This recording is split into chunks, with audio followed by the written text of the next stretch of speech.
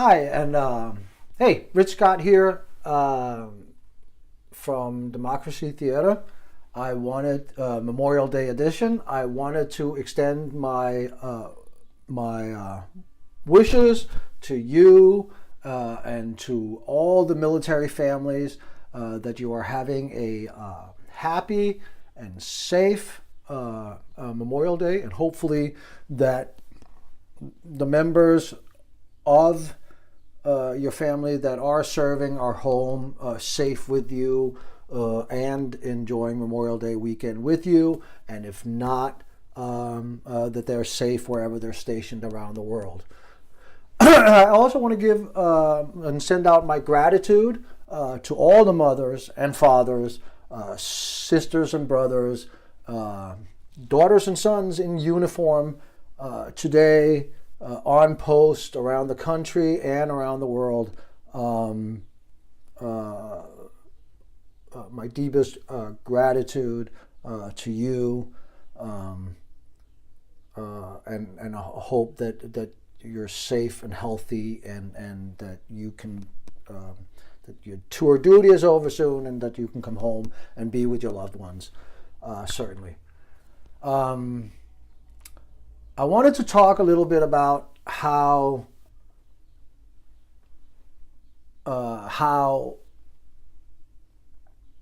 when we say we support our troops, which I do, that I'm not sure that's what you're doing. And I don't think that you know that you're not supporting our troops. But let me first tell you how I got to where I'm at on this. So first of all, don't get it twisted, right? I served in the United States Marine Corps, I served in the Danish military, and I served in the Danish National Guard. I love shooting big guns. It's fun. I love it. I enjoy it a lot. I'm not a fan of the American gun laws and all that, but that is neither here nor there. But just don't get it twisted. I am not I can't have long hair and have to shave this off, I would assume. So yeah, I'm not a long-haired hippie, anti-war person, right? I live in this world. The world that I wish for, would there be war and guns? And of course not. But that's not the world we're in. So just to get that out of the way to start with.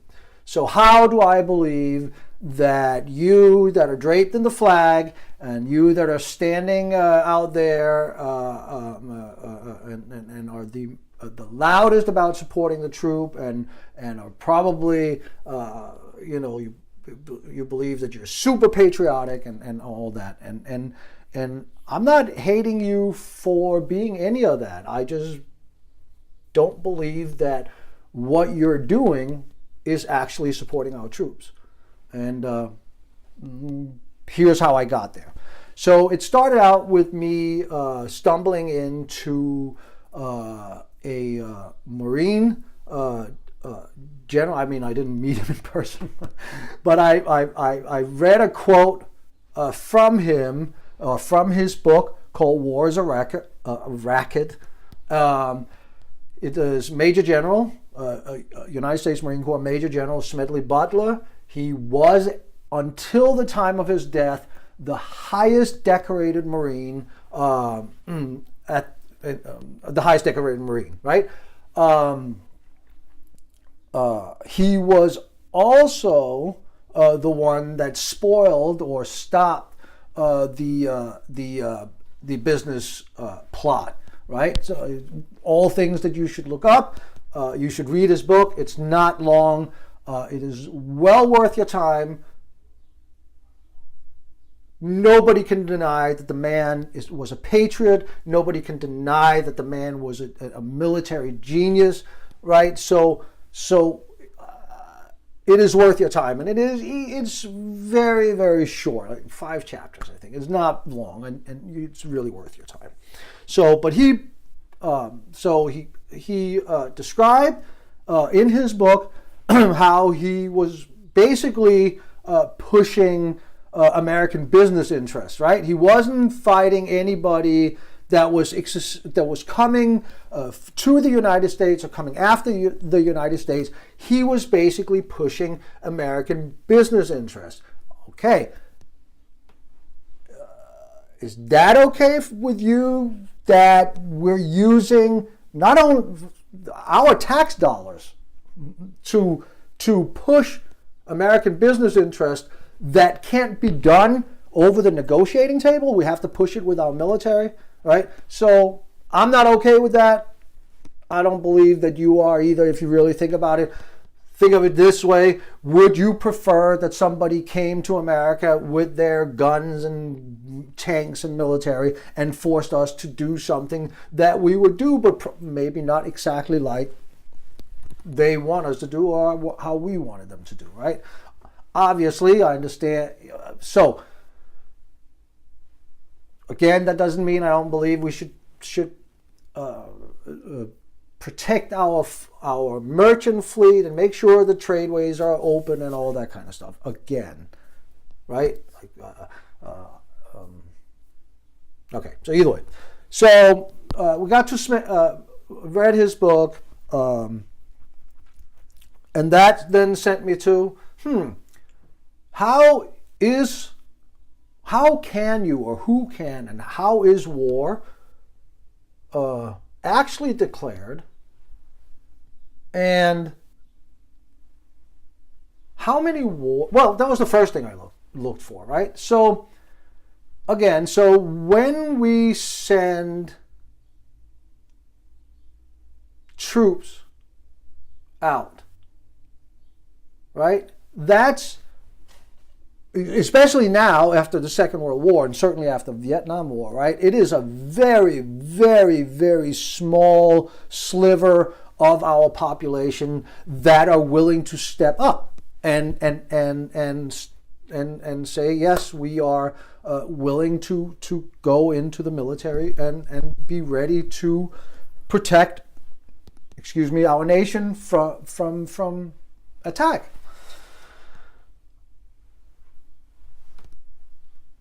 The other thing is that even though if Russia suddenly wanted to reinstate it or reassert its powers in Europe and started aggressively moving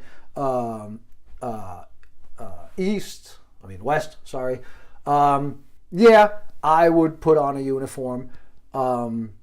If there was an attack on the United States, obviously I would be ready to defend the United States. The truth should be said here, though, right? That if we ever get to a point in where our government said, hey, Scott, you got to put on a uniform and come on up, we're drafting you, or even if I volunteered, I'm not sure if I would pass the physical at this point, right? You could go watch my healthcare video from yesterday if you want to know why.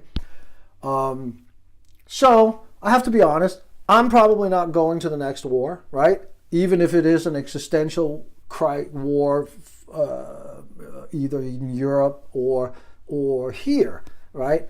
I also have children, but they're both daughters. One is only 2, so she's definitely not going, right?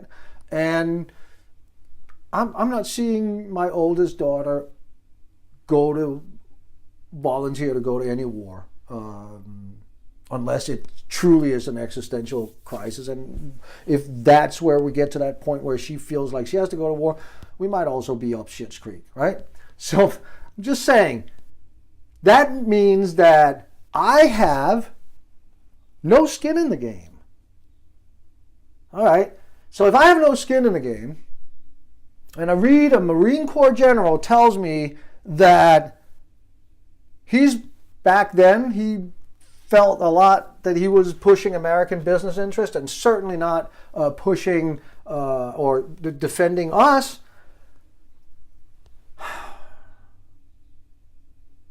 No skin in the game. Highest decorated Marine Corps general at the time tells me that, hey, it's not all benevolent what we're doing with our military.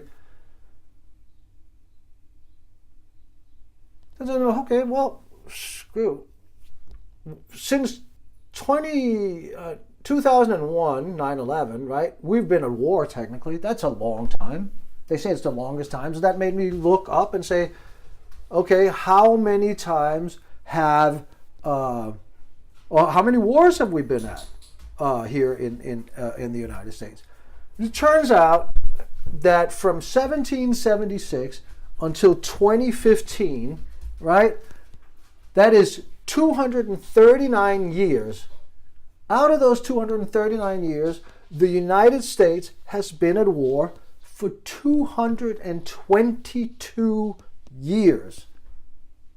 Right? That seems like a lot. So, we'll have a Marine Corps general, highest decorated general, tells me that writes a book and says, hey man, he stopped the coup. Might be worth your time to listen to him. Seems that we're at war a lot. Okay, how do we go to war in America? I mean, the Constitution tells us that Congress declares war, right? That's the Constitution. That is the only way we can go to war.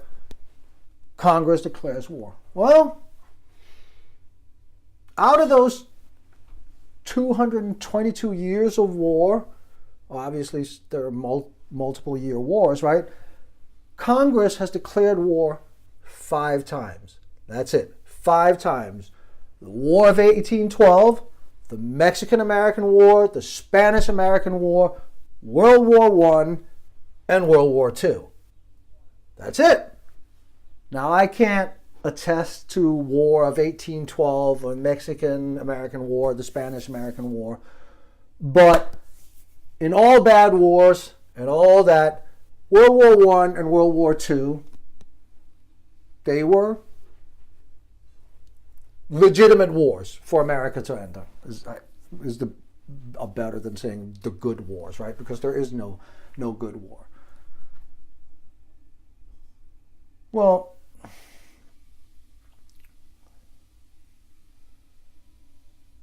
the way that they get around it then is, right, that there's been some authorizations, meaning that the president just starts a war and then either retroactively or